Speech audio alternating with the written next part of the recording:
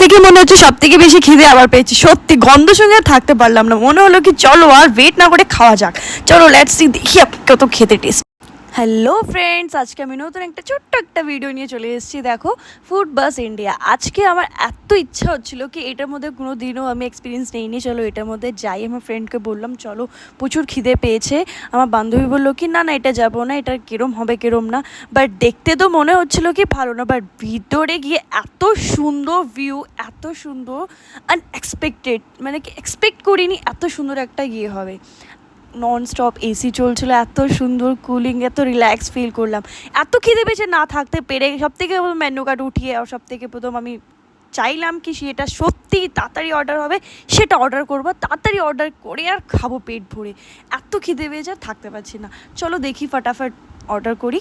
Order করে দেখো মেনুতে কী কী আসে। আবার অর্ডার করার জন্য ওয়েট করছিলাম কি কে তাড়াতাড়ি অর্ডারটা আমাদের নিতে আসুক। অর্ডার হয়ে গেছে, এখন আমাদের খাবার চলে এসছে। ড্যান, দেখো বার্গারের খুশবু থেকে আর থাকতে পারছি না। আমি ভাবলাম কি না বার্গারটা পরে খাবো, আগে সামনে রাখা আছে গোল গোল করে মোমো, সেটা খাচ্ছি। তো টেস্টি কি মানে কি বলবো, এত খেয়ে ফেলেছি পরে আর উঠে যেতে পারছিলাম না। এখন আমাদের খাওয়া কমপ্লিট, এক পেট ভরে খাওয়া দাওয়া কমপ্লিট, এখন আমরা বেরিয়ে যাচ্ছি। এটা কোথায় কোথায় আছে এই ফুড বাস ইন্ডিয়াটা আমাকে অবশ্যই কমেন্টে জানাবে, আর কে কে গেছে এটার মধ্যে সেটাও বলবে, আর কোন কোন লোকেশনে আছে আমায় অবশ্যই জানাবে, ঠিক আছে। আর খাবারগুলো খুব টেস্টি ছিল, আর তোমাদের ওখানেও গিয়ে আমি এক্সপিরিয়েন্স নিতে চাই। চলো দেখা